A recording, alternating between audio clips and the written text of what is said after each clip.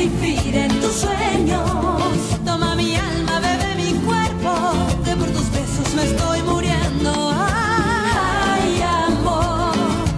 Ay amor, esa es tan tu Rosalinda, que solo quiere tus besos. Rosalinda, Rosalinda.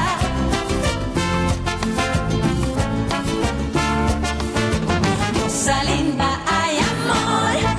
Marami kang pinagdaanan, hirap. At ang pag-iyak lang ang makakatulong sa'yo sa mga oras na to. Iiyak mo lang yung pagkawala ng anak mo. Gusto ko lang naman malaman ang lahat tungkol sa'yo. Mama ko ang may-ari ng bahay kung saan ako nagtatrabaho bilang kasambahay. Ang pangalan niya, Valeria Altamirano. Sa palagay ni Senyora Valeria, hindi dapat nandirito ang bata. Hindi niyo ako mapipilit na ibigay siya. Kailangan niyo akong patayin para makuha siya. Si Fernando Jose may gusto na si Soledad ang mag-alaga ng bata at hindi ikaw! Wala si Fernando Jose ngayon sa Mexico. Ako nandito! Ako! Anong pangalan mo? Sabihin mo na, kung sino ka ba?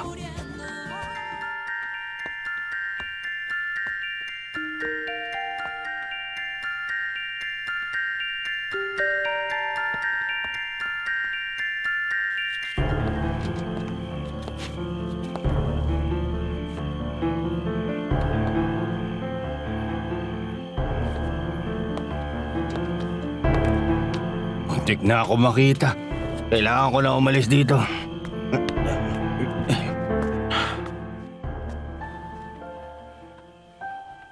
Kahawig mo siya. Pero hindi naman ikaw yan. Kailan na ba talaga ang kasal ni Fedra? Hi Becky, kilala mo naman siya. Sa loob ng 9 na buwan, 4 na beses siya nagpalit ng date. Habang tumatagal, ang dami niyang hinihingi kay Anibal. Hindi naman yun mayaman. Ay, hindi talaga siya nag-iisip. Napakabait naman niya. Sobrang bait niya, Becky. Hindi magiging maayos ang buhay niya kay Fedra. Dapat kasi talaga sa'yo na lang siya magpakasal. Hindi siya interesado sa akin, Becky. Palagi niyang sinasabi sa akin na mahal niya ako bilang kapatid. Pag nagpakasal ako kay Anibal at nagkaroon kami ng katulad ni Erica, pero hindi ko pa rin maisip na gawin yun. Boyfriend siya ni Ate Fedra at magiging asawa na. Magpapakasal sila. Ano naman? Hindi naman talaga niya mahal. Pero kasalanan pa rin yun na gawin, Becky. Kasalanan pa rin.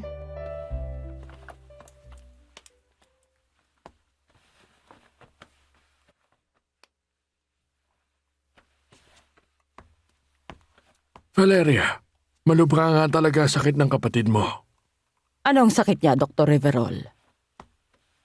Na-stroke ang kapatid mo.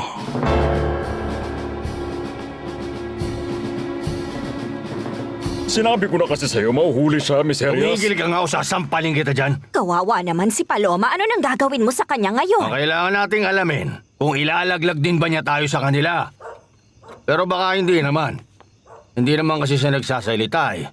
Oo nga, pero anong gagawin nila sa kanya? Ipasok siya sa kulungan. Hindi.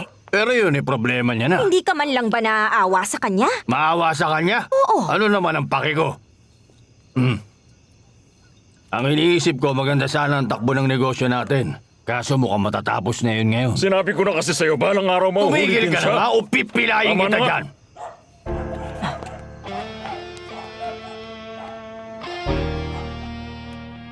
Paano na? Gagaling ba siya kagad? Ayun ang hindi ko masisigurado sa ngayon. Pero gagawin ko naman ang lahat. Gusto ko lang ding malaman mo na sa sitwasyon ngayon ng kapatid mo, baka hindi na siya makabalik sa dati niyang sigla. Anong ibig mo sabihin, Doktor? Siya ay magiging partially paralyzed o tuluyang mapaparalyzed na siya.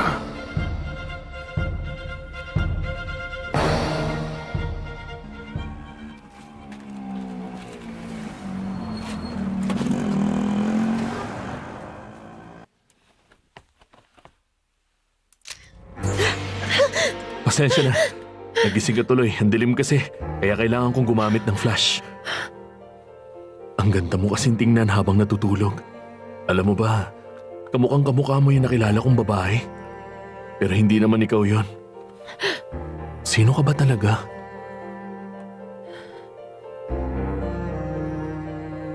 Sino ba ako?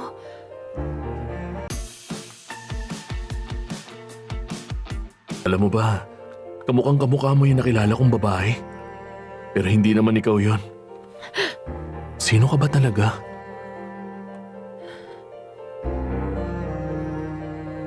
Sino ba ako? Sino ba ako?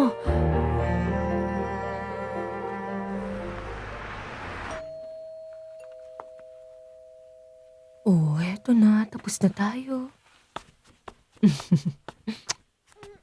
Huwag ka nang umiyak. Babalik din ako, ha? Babalik din ako agad, Erika.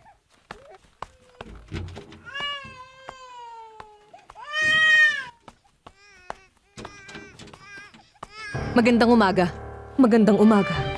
Kilala mo naman ako, di ba? Oo. Ikaw ang... Sekretarya ako ni Valeria Altamirano. Lady-in-waiting o high-class maid kung tawagin. Mamili ka na lang dun. Pinadala ka ba niya? Hindi. Pumunta lang talaga ako. Nang kusa. Dahil kay Alfredo.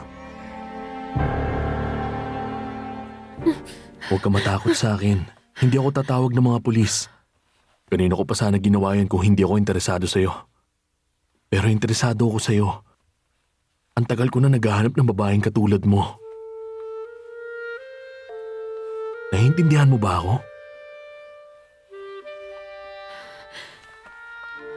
Dito ka natitira sa akin. Ako nang bahala sa'yo. At papasikatin kita bilang artist ko. Aayusan kita at tutulungan sa paraan na gusto ko.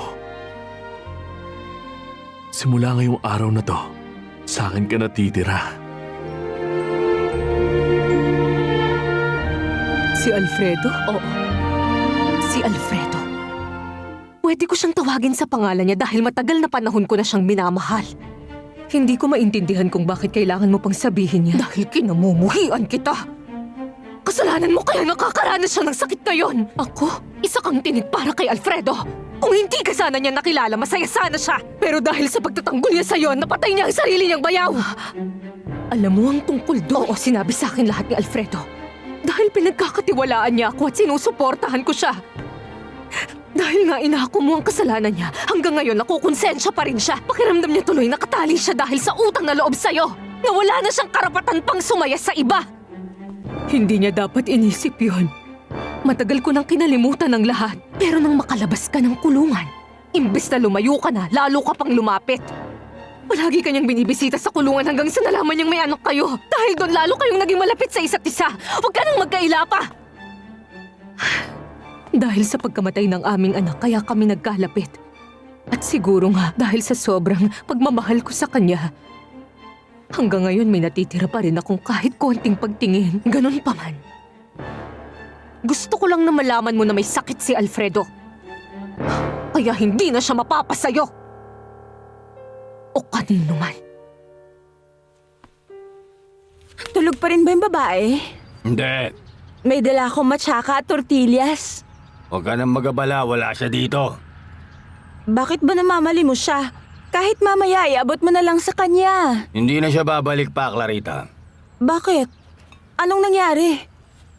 Sa kasamaang balad, tapos na masasayang araw natin. Siguro sa mga oras na to, nasa kulungan na si Paloma. Alam mo bang na-stroke siya? At ikaw ang dahilan nun. Nangyari yun habang nakikipagtalo siya kay Valeria para hindi makuha ang bata sa'yo. Malala ba siya? Nasaan siya? Nasa mansyon ng mga Altamirano. Ibig sabihin, hindi mo siya pwedeng puntahan. Kahit gumaling siya, paralisado na rin siya. Ay, Diyos ko naman. Kailangan pang mangyari ang ganitong bagay para lang palayain mo siya. Simula ngayon, umaasa akong kakalimutan mo na siya. Ngayong alam mo na kung anong nangyari sa kanya. Pwede mo na siyang kalimutan. Simula ngayon, ako nang bahala sa kanya.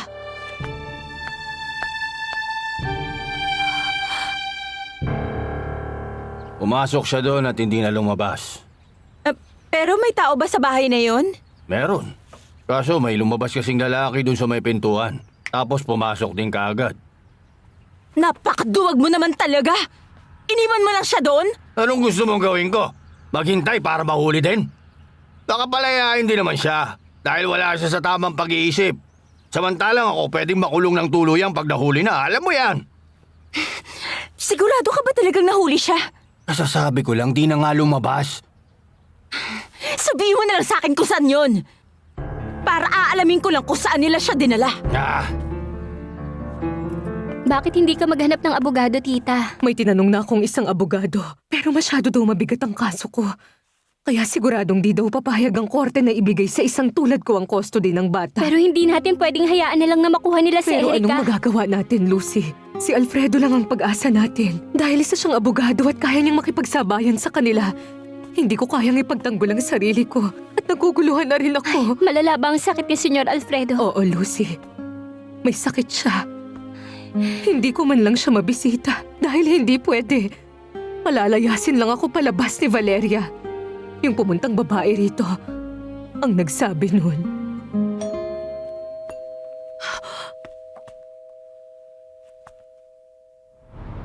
Hello, Natalia? Oh, Alex, bakit? Magdala ka ng damit ng pambabae dito ngayon din. Damit pang babae? Oo naman.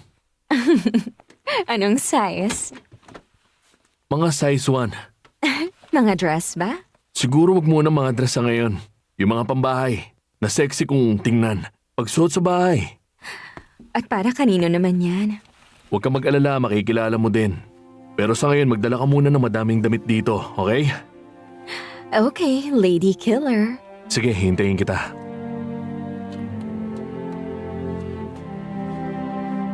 Huwag kang matakot, tita. Baka si Papa lang po yung dumating.